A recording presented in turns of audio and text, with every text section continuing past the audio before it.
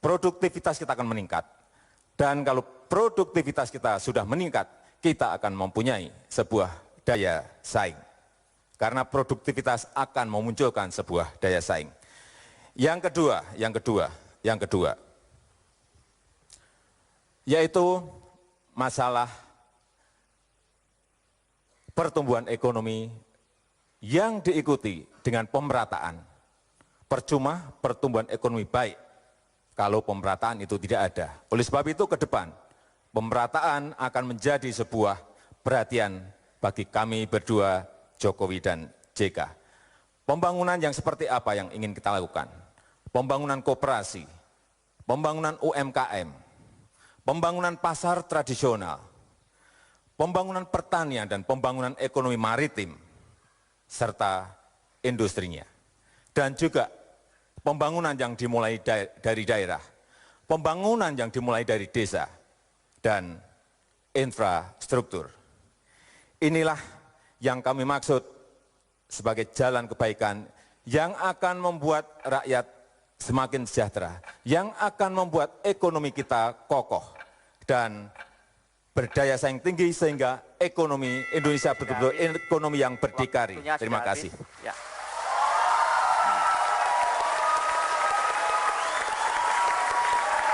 Terima kasih Pak Joko Widodo. Kini kami berikan kesempatan kepada Bapak Prabowo Subianto untuk menyampaikan visi dan misinya.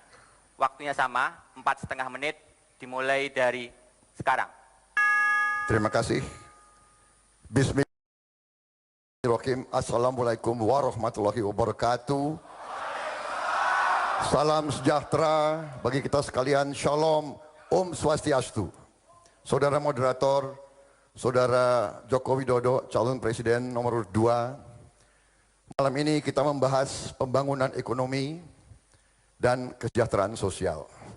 Kita mengerti bahwa tujuan kita bernegara adalah untuk mencapai kemakmuran bersama. Masalahnya adalah bagaimana mencapai itu. Banyak program indah, bagus. Kita harus begini, kita harus begitu. Kita harus membangun ini, membangun itu, pendidikan gratis, kesehatan gratis dan sebagainya. Masalahnya dari mana uangnya, dari mana sumber daya untuk kita pakai, untuk kita tumbuhkan kesejahteraan itu. Saudara-saudara sekalian, pada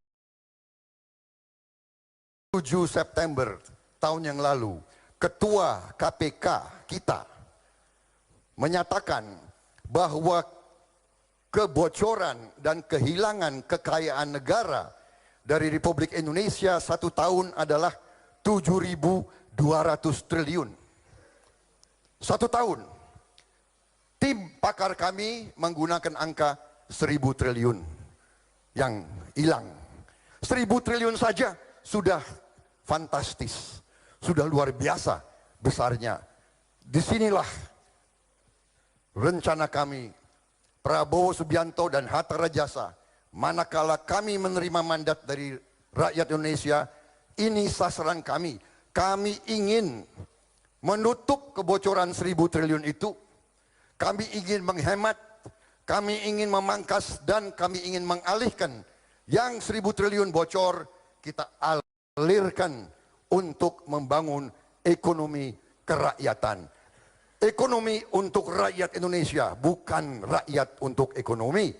Kita ingin sekarang mengalirkan dana bukan dari desa ke kota, ke ibu kota, tapi dibalik dari ibu kota turun ke desa.